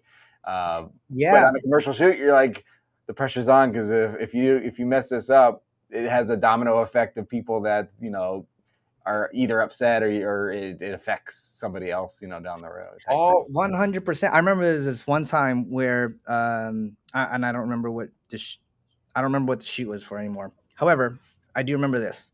So I had the shot, and it was in a swimming pool, and it was the dead middle of summer, and there's no air conditioning in the swimming pool, so there's a lot of humidity that gets built up. And what I learned that day is that these cine lifters in a super high humid condition really only flies for like 2.5 minutes. And and it was right above the pool. And so I'm supposed to fly through these little obstacles that are really markers. And at the end of the day, they're going to CGI in what these things are. But the obstacle is real. It's just that what the final product is, it might be a pool noodle with these little X's so that the VFX that can do it. So the physical obstacle is there. But, so I'm trying to hit these things, and then like 2 minutes and I'm getting it. And then the drone just completely just has a brownout and just falls into the water. Oh, man. And we're just like, oh my God. Okay. All right, great. Then you just hear the guy go like, all right, how long is this going to take? We need to get this shot. We got to get the new drone, the backup drone, up and running. And I just remember just like, feeling so stressed out, because now you can see the look on everybody else's faces that can't go to lunch now, because now we need this extra 20 minutes. You know what I mean? Like we added it on, and then like every time, like if you're not getting it, it just keeps going on, piling on. And now you're responsible for all of these people that aren't eating because you're not hitting your mark or whatever the case may be. So yeah, what everyone says about nerve-wracking environment being on set, stakes are high. You definitely have a leg up if you're coming from the racing world, or if you come from any type of competition, because you're at least primed to that kind of pressure and environment. But like you said, in a race, you lose, it's just on you. But when you mess up on set, it's not just you, it's the company that you're representing. If you're representing the company, it's your reputation, because that's the other thing I'll say too. Like the industry is 100% just networking and who you know. You can have a really good reel, but if nobody can vouch for you, at least to certain productions, like it's going to be very difficult to get on there. And so it's your reputation is just on the line all the time. So if you don't deliver, or if the DP director doesn't like you, probably not going to get a call back. They have their director and DP friends, and they talk, and they're gonna be like, oh yeah, that little Asian guy, he gets around. So you got to make sure that you're just 1,000% all the time. Good advice, man. Good advice. I want to look through a few more of these comments. Someone says, Tommy's the reason I fly. Dusty Joe, that's really cool, man. Awesome. I'm sorry for your wallet. He needs more merch. He says you need more merch, Tommy. Oh, I do. I need to work on that. All right, yeah, I'll get on that. We do need some more merch. Hangtime FPV says he started with drones about 10 years ago, and this was the first year he started business with FPV. It's a part-time job, but it's fun. That's cool. Hangtime, getting started, man. Looks like Ryan Rex is asking, do you get a lot of unrealistic expectations? I'm assuming this is for on-set. And the answer to that is yeah. Oh, yeah. Like, directors, DPs always want to push the limits, like it's like, oh, I want you to come 100 miles an hour and come to a stop an inch away from the dude's eyebrow. It's like crazy things like that all the time. And so the best advice that I got for that is like, that's what the pre-production meeting is for. You just sit there and really like walk them through what can be done and can't be done with FPV drones. And otherwise, if it's something like Red Bull, where it's, things are more expected, then, that's when it's a little bit more fun, because people are expecting for the drone to crash and things like that.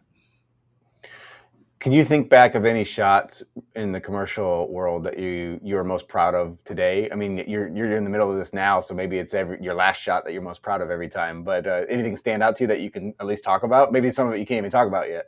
Yeah, no, I can talk about everything. I just can't show it. And before I even say that, this is probably my biggest complaint and gripe about doing, the cinematic professional work, and that is you don't own your footage, right? And Mm. so coming from like OG FPV freestyle videos where like you want to show off your stuff and share with the community, like you can't. Like it's if anybody's ever been on set, you'll know who DIT is, and DIT their sole job is to immediately get that card away from you as soon as you're done with your shot, and the next time you get that card back, it's fully formatted and erased. So that you don't get it. Like it's not yours; it's in your contract. Um, and I say that because obviously there's lots of crazy things that I've done. Probably my favorite one, which didn't turn out great, but just because of the sheer difficulty of it and the timing, and that was it was a shot for NBA 2K, the game, Yeah. and I was on set with Zion Williams or Williamson, I forget his name, and the idea was that I had to follow him as he goes to run up and dunk on the rim. And we had to get the timing down such that I could see all of this and then shoot the drone in through the hoop without hitting Zion. Now, mind you, when I walked on the set, his manager pulls me aside and says, "Hey, do not hit Zion. Do you understand me? You do not want to make the front page news tonight. You do not, under any circumstances, hit Zion."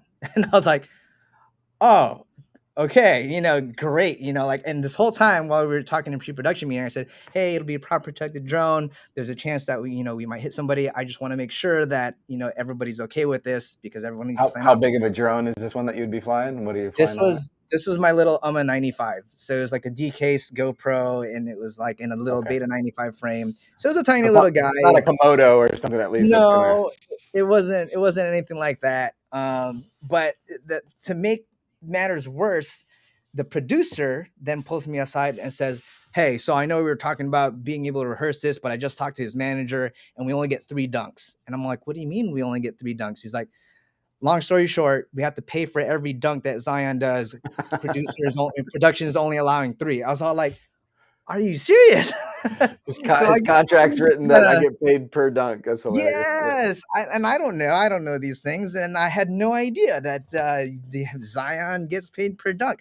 So these are the things that you deal with when you go on production. Like, and I didn't know that during the pre-production meeting, but it's like, all right, cool. So don't hit the guy, and then we have 3 chances at doing this, and then I don't know. I didn't want to ask how much each dunk costs, but it's just one of those things where it's just like, all right, pressure's on, I guess.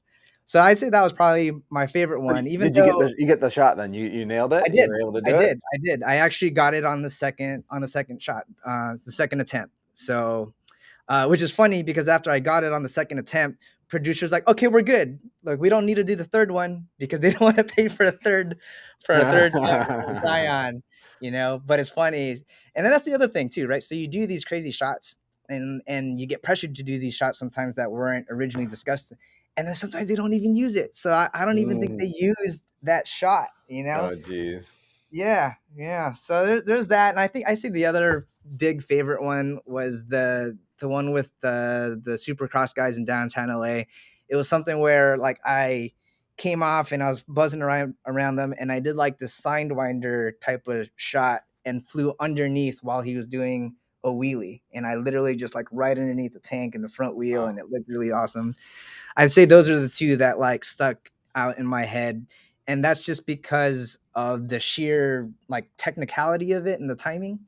Um, but in terms of like a cinematic shot, I have a couple that I really liked as well, but they're definitely more on the cinematic side where it wasn't anything crazy, but just the overall composure of a shot was really good, which you'll probably see on this movie that I worked with called Day Shift. And there was a shot where, and this is a rare occasion where we actually got to rehearse this, but the idea was we wanted to start over the shoulder where they're seeing the people in the 2 front seats, and they're obviously in the middle of this huge chase, and in the middle of a drift the idea was that the drone comes out from the sunroof and then just does like a high and wide to show the rest of the chase. Okay, And wow. it was a really huge gag, and that was really fun. And I hope it makes the final cut. But those are probably the top 3 that I recall as far as like just cool things that I've done on set. That's awesome. I want to give a quick reminder for everyone on the stream. Thanks for joining us. We do have a discount code live right now on GetFPV.com. If you put stuff in your cart, put in some Ummagawd gear, whatever you want, use the code Ummagawd and the coupon code there, and it'll save you a little bit of cash. Thanks again, Tommy, for joining us tonight and making that possible. I saw that Bot Grinder joined the chat, so he was a previous legend guest here on Legends of FPV. Cool to have you. Yeah, what's up, Bot? What's up, chat room? Shout out to everybody. I'm sorry I'm not doing a great job of like keeping track of what everyone is saying, but shout out to the chat room. Shout out to Bot Grinder. What up, y'all? Yeah, guys, if you have any questions for Tommy, put them in the chat. We'll try to do our best to get to them here before we wrap up tonight, but I want to give you guys a chance to ask some questions if you want to know anything about what he's been up to or what he's doing here in the future. Maybe we can shift gears a little bit, Tommy, while we're getting some questions here in the chat. Yep. Tell us a little bit about like what's next for you, what's next for Ummagawd, your brand, yourself, commercial stuff. So and this is something that I've been wanting to do, and that is this idea of a community build. And to put some context around it, like once I started, selling drones and really getting to business, like I was quickly learned that you can't just do passion projects all the time. At the end of the day, you got to put out a product that people are willing to buy. And for me, the remix was my passion project, but it just worked out that people were interested in exactly what I wanted.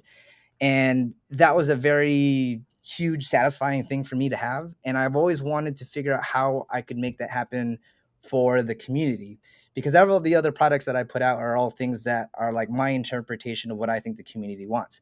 Well, because of everybody's support, and supporting the brand, like I now have the resources in the shop to actually do that. And so this week or probably next week, I'm going to, start something called the YouTube community build. And the general idea is that I'll just ask the very first question. And then from that point forward, not only will everybody be able to come along for, the ride in terms of the whole development process, but I'm going to make everybody in the community make all of the decisions. So we'll figure out what everyone wants to vote on, and then I'll shoot the video to show like here's all the options, here's what got the winning vote, and then all of the next design decisions that come up along the way, all the way up until it turns into a product, will be something that the community votes on. And there is no concern about hitting MOQs because I'm just going to cut them all in house. And then everything in terms of like, should we make this a really super crazy high dollar item, or do we make it more budget friendly? Like all of the things that normally goes through my head and my team's like, thoughts and discussions is just going to go straight to the community, and everyone can vote on which way this project goes. So that is what's next. That is what I'm super excited about. And it's kind of my way to kind of try to give back, if you will, or at least share that feeling of like, I got exactly what I wanted in this build. Let's go turn that over to the community and see if we can do the same for them. That's really cool. Yeah, I look forward to seeing that getting launched, and I think it's a great idea. You might get a few people suggesting you make a potato drone or something. I don't know. You have to maybe filter out a few ideas. Hey, if it ends up being something where it's a potato, well, shoot, that's what the community voted. It'll be the best flying potato. I'll tell you that. Call it Sputnik. Hey, if all else fails, we'll just chop it up and go make some mashed potatoes. Yeah, man. Cool. That sounds like a really cool project, Tommy. I'm glad you're launching that, and with the community, I'm sure that will be a hit with everybody wanting to be a part of that. And you guys heard it first here, man. That's cool to announce that. I'm looking forward to seeing that. Yeah. What about you and your commercial work, Tommy? Anything we should be looking out for, movie-wise, that you're a part of, or commercial? Yeah. So I mean, there's a couple of things planned. But if you live in the production world, you know that the things don't always go to plan. So I won't talk about the things that are potentially upcoming, but in terms of like big projects, look out for the Black Panther 2. There'll be a couple of cool shots in there that I did. Another one called Day Shift that's going to show up on Netflix. I'm assuming sometime this year. And then a handful of the Super Bowl commercials, which I think most have already seen, were with some of my work. So it's one of those things where I don't always get to show or say. Sometimes I'm on set and I don't know what I'm working on, and that's what they do on purpose. So once it does come out, or when I do find out what it is, I'm always like, oh yeah, that's the thing that I worked on. So I'm always stoked to show, because it's not something I can always share with people. In fact, like most of the time, especially when I'm doing something pertaining to a product, there's a security check-in where you actually have to hand in your phone, and they put this like tamper evident seal that covers the camera. Like, that's how serious it gets. And at the end of the day, you're supposed to check out, and if they see that you've taken it off, it turns messy really, really quick. Yeah, that sounds crazy. We're trying to read some of the comments here. Someone's trying to, hey Tom, you got to make something that would recover a drone in the water, or maybe some backpack floating thing. I don't know if you fly over water. Have you done anything to say, oh, if I am in the water, at least I can recover it? Have you ever flown like with a water bottle strapped to it or something? Or I haven't. I've thought about it, but I've read that there's this product called GetFPV, and it's like a something for like fishing rods and things like that. And I heard that is effective, but I've never tried it. And if I knew, like, so this whole Alaska trip, if I knew that I was gonna fly over water like that, I probably would have started experimenting with it. But like, that wasn't that shot out on the Bering Sea was never discussed. But yeah, if to anybody looking into something, or maybe somebody's already tried it, but Get Her Back is I saw someone actually they commented that as an option in the comments. So yeah, maybe that works. I haven't tried it either. Okay, yeah, It sounds like somebody has. Maybe somebody's already talking figured about it out. water. Have you ever done anything in terms of inclement weather, like coating your electronics to try to make stuff waterproof or water resistant? Like, did you fly in rain or something like that before? Yeah, so normally rain is a no-no, because the rain droplets will get on the lens and it's not going to look good. So I don't normally have to worry about flying in the rain. But flying in snow, yes, right? So that's kind of like the difference. Like with snow, it might just hit the lens and blow off, but that could look pretty. So yeah, all of my stuff is like conformal coated and things like that, and it can absolutely fly pretty much in any weather, rain included. It's just that rain is usually just a quick no, because they already know it's not going to look good. But I've had, and car commercials are very notorious for this, but like I've had a week where I've spent time in flying in every possible like geographic location, from the beach to snowy mountain to the desert, the mountains, like basically everything in between. So your drone has to be ready for anything. Yeah. Yeah, that's a good point. You remind me when you're talking about the Super Bowl, some of the commercials, I've noticed, especially in the last year, such a huge influx of FPV drone shots used in commercials, especially cars. I mean, I think every car commercial now has some kind of drone shot in it. That's an FPV drone, that at least I think it is when I see it. And I think that sounds like it parallels what you've been saying, where DPs and directors are starting to understand that this is a tool that they can use and it exists. And now are they asking for it, or how does that even come about in terms of you getting a job? Is it because you're promoting yourself and somebody finds you, or is it because somebody says, I know I can get a drone shot, let me go find a pilot, and someone told me that I should talk to Tommy? Or how does that work for you usually? So now let me just caveat this. Like, this is just my experience. I don't, again, everything that has ever happened for me is just because I've stumbled upon it and just kind of recognized opportunities. But when you get to, well, let's start like at ground level zero, right? The only way anyone's going to find you is if you've got a social media presence. So if this is something that you're really wanting to get into, then you should be posting and doing all of the things to make the algorithms happy, because you're going to get noticed. However, after you get to a certain level of production, they're not going to reach out to Ummagawd the individual. Like, what they're looking for is an aerial services company, which basically means that you should be an established aerial company in your area that's got some network affiliation, not network in TV, but just network in terms of like somebody. Mhm. And then that is normally how you kind of get these jobs, because they don't just hire the individual. There's very few exceptions where that happens. But for like at least the level of production that involves things like cars and movies, that's usually the case. So you create these pieces on social media so that you can get noticed, but it's not that you're getting noticed necessarily by the producer. You're getting noticed by aerial services companies who already offer heavy lift stuff like that, and maybe they want to add FPV to their repertoire. And so those are the people that you're really trying to get noticed and get in with, because they're the ones that already have the relationships with producers and things like that. Now, of course, that's just one way. There's also the Would other end. Wild Rabbit be an example of that you do some flights? I Exactly. think. Yeah. Yeah. Thank you. And shout out to Wild Rabbit, because they, like I met Drew back at CES in 2016, and he told me he was doing this aerial, services company thing, and that maybe I might be interested. Of course, at the time, the FPV was just not a thing. And, but over the years, they, as an aerial services company out here in the greater Los Angeles area, have blown up, and they're just a very well-known, well-respected aerial services company. And so they are really the reason why I even in front of like some of these bigger productions. Now, that's just one side of the coin.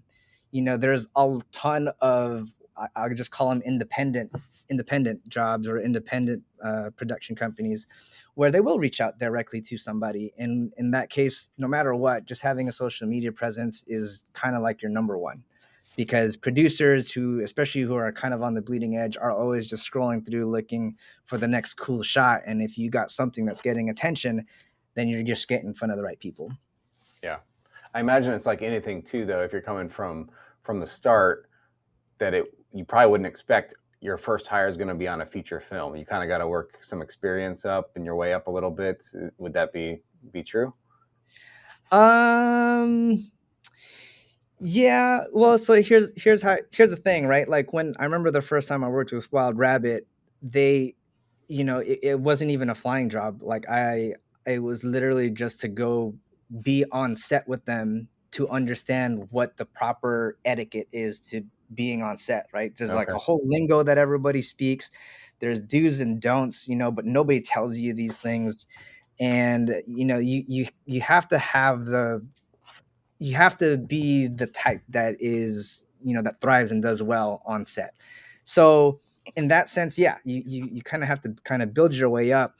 But I mean, in terms of flying, like if you can hop into something carrying $20,000 worth of stuff, $30,000 worth of stuff, and not be scared, and do all of the things that's being asked, then you can jump straight into it, assuming that the aerial company that brought you on thinks that you're good for it.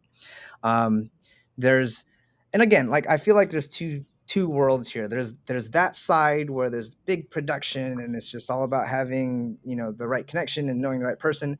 And then there's the opposite end, where there's like independent productions where, they will reach out to somebody directly, because that's where my first jobs were. Like, I did a Honda job for like one of their motorcycles, and that was a scenario where they just reached out to me individually, and the whole production only consisted of like 6 people, and that was like my first big, well, what I thought was big, at least because it was Honda and it was a big name. And you didn't need somebody or an aerial services company for that. So those are like the two roads that I see. Like, you get noticed either by a big aerial services company and then get in with them, or you get noticed by like independent producers who don't necessarily need to go with an established brand or company, if you will, in order for them to hire you. Cool. Yeah. I see in the comments, Dingles is asking, how can he find one of the Super Bowl commercials you filmed for? Am I right in remembering you did something for the halftime promo with Snoop Dogg? Was that right? You were shooting that? Yeah. It's funny. I had no idea what that was for on the day that I was shooting. I just remember, we discussed what the shot was, and I was at Snoop. Did you know Snoop Dogg was there at that point, though, or no? Yeah. So Snoop, I knew Snoop Dogg was going to be there. I knew that I was going to fly underneath his lowrider. It just got real when I was there, and like I saw his car, and there was like 4 or 5 other lowriders, but his was the only one whose undercarriage was so blinged out, right? Like it looked so immaculate that I got scared because I was like, oh my gosh, I'm gonna wreck this guy's undercarriage, because everybody else's undercarriage was just like whatever, but when you look under his, it was just like, okay, great. Like, you know what I mean? Like, I was a little nervous about like messing things up, but yeah, I had no idea at the time that it was going to be a Super Bowl commercial thing. But that's on. If you want to see it, that is on Pepsi's YouTube channel, and if you just look up their halftime promo show, you'll be able to find that. That's cool. Very cool. Someone asked, when's the 350 coming out? The 350. I'm assuming this is like a 3-inch.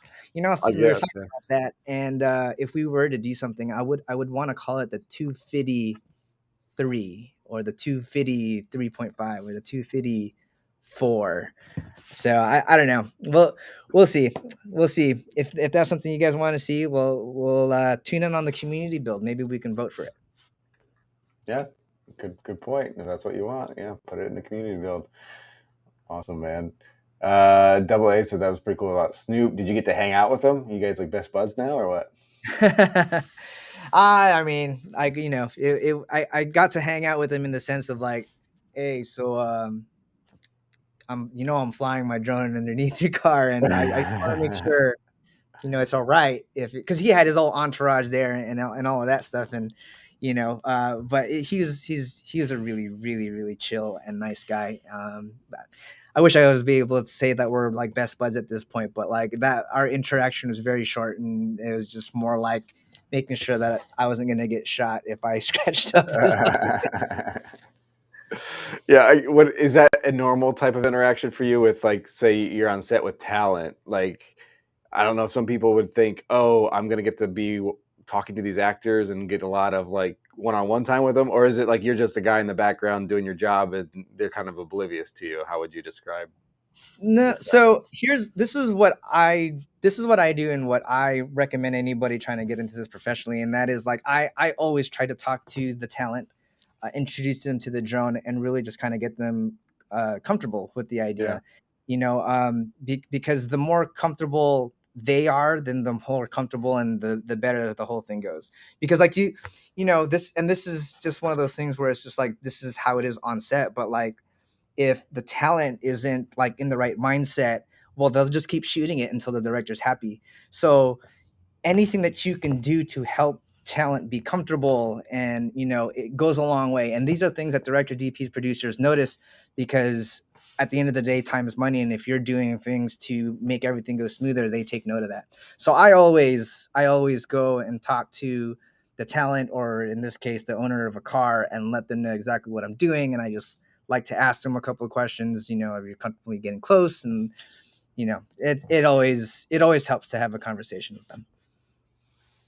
Yeah, I can imagine that helps a lot. And sounds like that's some of your skill set, like broadcasting and other things that you're comfortable with, being in front of people and communicating. That helps with that versus just being the fly on the wall in the background. I understand you're saying if they're comfortable, that makes it go better. And Yeah, certainly with because drone technology, if they're not familiar with it, that can be really important just to understand what it is, so they understand what's going to happen. yeah, and it's funny because with the Red Bull gig that I did, I did the same thing. We always have a safety meeting, and that's when I take my opportunity to just address the crew. Hey, there's a drone flying. It's not your friend. Don't get close to it. Keep your eyes on it because it changes directions really, really fast. Don't try to help it in any shape, way, or form. And then when I went to talk to the talent, which in this case were the Supermoto guys, I was like, hey man, so like, just so you know, we're doing some crazy stuff. I'd love to get really close to you if you're okay with it. And I remember Robbie just looking at me, was like, all right, mate, if you don't hit me, I'll be disappointed. And I was like, that's the worst interpretation or impersonation of Robbie Madison, but he was just so like, no man, hit me, dude. Let's make some cool stuff. And that immediately just takes like a whole weight off, knowing that like, all right, if I hit them, it's okay, and we can go do some crazy stuff. Obviously, this is a 5-inch GoPro, not like a big cine lifter, but like it just goes a long way. When you kind of get that like buy-in that like, okay, we're all good, and this is what we can expect, you come out with better stuff, like easily, arguably. Yeah, I think it was Mr. Steele I was talking to. He did a shoot for NHL. I don't know if that sounds right. If I'm wrong, sorry, Steele. But he was describing, I think they were wanting him to run in to ice, like skaters on the ice. Like he was on purpose running into them. Like I think he was pretending to be a puck or something like that. So it was a weird feeling where he was like going full speed into somebody's chest and like on purpose hitting them, where you're like, you're always trying not to do that as a pilot. Oh yeah, and so I will say this: like, don't be surprised if you get asked to purposely crash your drone. I've had that like plenty of times. In fact, there was one for, it was for Apple, and the whole idea was I was shooting all of the transitions between their cuts. You know how Apple likes to do a very nice, artful, creative like piece when they're doing their transitions, and so one of them, and this was the part where you're supposed to be flying, or I was flying through like kind of like the bushes and like the garden area of Apple campus, and it goes into like tall grass. And that's where you saw, I don't remember which keynote this was, but it was the one where it goes into that. You see the blades of grass, you see a bee in like super slow motion flying, and there's like water droplets. So it's the transition for that. And the DP was like lower, lower. And then like, at this point I had the camera angle just down and it's just like in there. And he still wasn't happy. He's like, we're gonna have to crash the drone. And it's literally just like that. It's just a call, like, just crash the drone, and then when you hear that, you're like, oh, I looked over at my tech and I was like, okay, get props ready, get all the tools ready, because like we have to be able to keep going. And then I remember like when that happened, then the location guy at Apple campus walks up to me and goes like, hey, if you hit one of those sprinklers, you're done. And I was all like, okay, great. So it's, like, how am I supposed to know where the sprinklers are at? But anyways, yeah, long story short, and then that's when I had to crash the drone into the grass. Situation when they ask you to crash it, like, do you get reimbursed or how does that work? It's on production. So if you're in a proper production and it's, they typically cover everything. And now obviously if you're crashing the drone on purpose, they're not going to cover that. If an accident happens, they'll cover that. The exception is if the director DP asks you to crash the drone, technically they have to okay it. But in this case, it was a pretty big time DP, and it was like one of those things where they had the budget for anything, and so it's just whatever the DP wanted went, and so they do it. Okay. Yeah, we're crashing drones. So those 2 times where I've done that. One was for that, and then another one was for that day shift movie where it was like crash the drone. In fact, that was the one where I wrecked the Komodo so hard that Jared, the owner of Red, made an Instagram post saying, I've never seen a drone wreck this hard, and it still worked, was like the biggest thing. Wow. And he ended up not replacing it. He ended up keeping it in his own like little like personal museum or whatever he's got going on over there, which I thought was pretty cool. That is really cool. Man, yeah, I can't imagine being told to wreck my drone on purpose. I mean, my mini quad or something, but yeah, a big center lifter. You're like, that's what I'm saying. Like sure, 5-inch GoPro, I do that all day, but it was like, oh, like a well, it's not only the money, but all the probably time and effort you put behind building it, tuning it, getting it working right. Yeah, and a lot of people don't realize this, but like a lot of times the lens, just the lens that's on the end of that Komodo could be worth 5 to 10 times worth more than what the body is. Yeah. Sometimes they're like limited. Like there was one time where I was asked to not like crash into the phone. It was for like I think a Verizon commercial, and they wanted a shot where it zooms into the phone. So the only way to do that with the lens that I had was to literally kiss it. And I remember the first time I did that, the guy was like, whoa, what are you doing? That's like a Sony Z something super, like 1 out of like, there's only 5. And I was like, I didn't know this. Well, let's have a discussion because I'm being asked to do this. And so we had to switch it all up. It was. Did they give you the lens in that case then? Like you're flying their gear? Okay. Yeah. Sometimes they give you the lens. You're really mostly responsible for bringing the drone and the camera body. But other times there's you bring the lens also, but yeah. And it's not just that too. Like sometimes you got the additional transmitter stuff, and like those HD transmitters could be like 10 grand all by itself, like a $10,000 transmitter just hanging off the back. So, but I don't think about any of those things. I just I just fly Yeah, at this. you can't. You gotta just fly and do your Yeah, job. yeah. And I just make sure my AC, my but tech is like, hey, everything good, everything buttoned up. He's like, yeah, all clear. And I just send it. Let me just whole go. different world, though. I think it's really cool that we've had an industry from FPV give you a path that you can turn that into commercial work now. If starting back in 2012, I don't think most of us could have guessed that would have been an opportunity. We could have maybe dreamed it, but it wasn't even an option back then. And now it's a real thing, and you're Well, doing it we've for a come profession. like full circle, haven't we? Because like when I first got into it, drones were built for the purpose of like, taking photography, shooting video, right? Like and this is like a throwback to the TBS disco days, right? That like I never those were a lot of fun because you were like exploring, and that's at the end of the day what it was about. And then we got into the flying aspect, right? Like, well, I want to be able to fly this thing, not just have a tripod in the sky. And we succeeded at that, and then we just kind of came back full circle because now the ability to fly FPV and carry this high resolution cinematic camera body lends itself to a very different and dynamic. That's like the favorite word that everyone uses, a dynamic FPV shot. Like when you do pre-production, it's like, oh yeah, I heard about FPV and I just want the dynamic shots. And this is me impersonating some big time DP, but that's normally like how it goes. And then you explain like, all right, well the camera's fixed, so there's limitations, and you explain that and like, yeah, yeah, yeah. And then you go on the day of and you get the cool shots, and then they always ask, okay, now can you do the just top down and then boom up? And I'm like, I can't do that. That's what FPV can do. So, Physics, but yeah.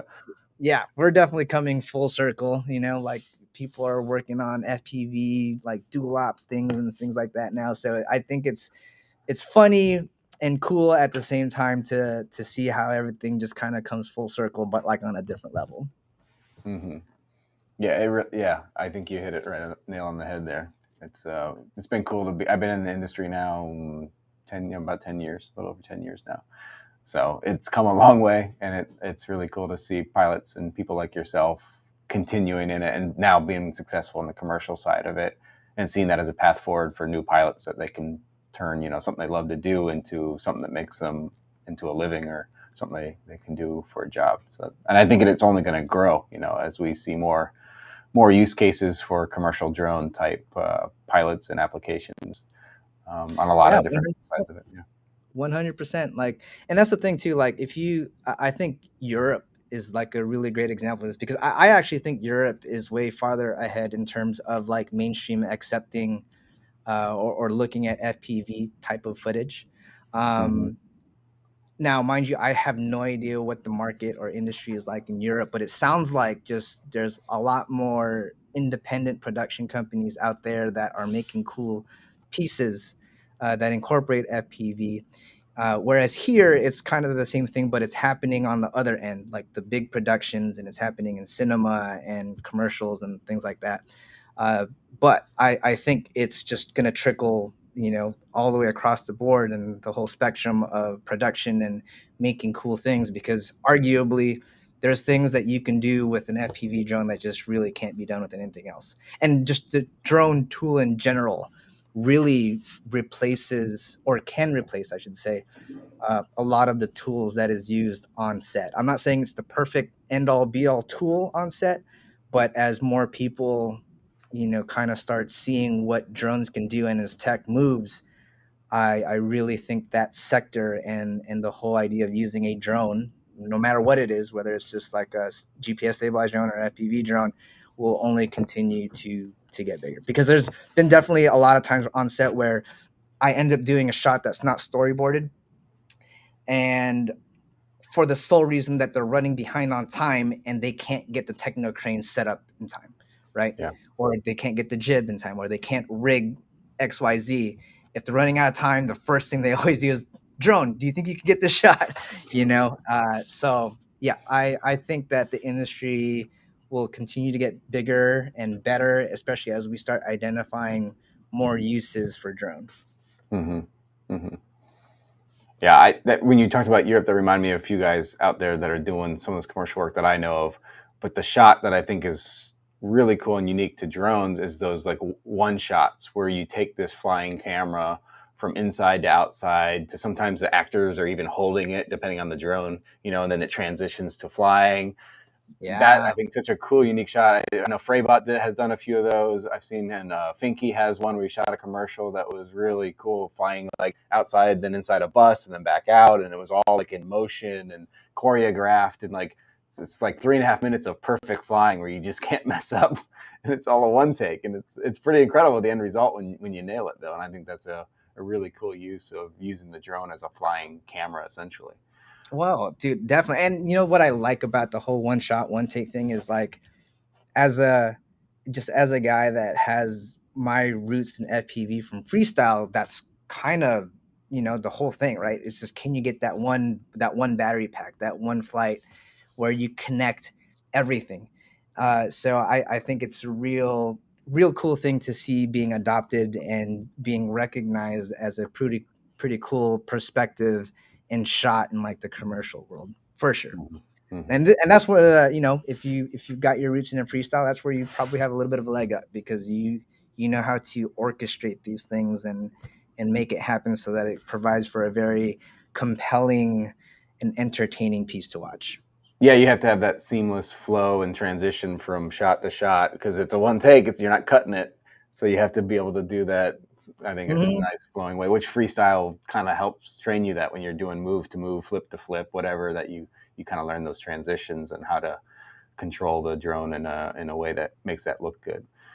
Double Yeah. A has a shout out for you, Tommy. I just wanted to read quick. He said, "Tommy, you're amazing. I've been watching you since the good old Rotor Riot days. You've been good to a place in this or gone to a place in this hobby that makes us all FPV pilots proud. Keep being amazing, buddy." Thanks, man. Thanks, Double A. Double A, thank you so much. I really, really appreciate that.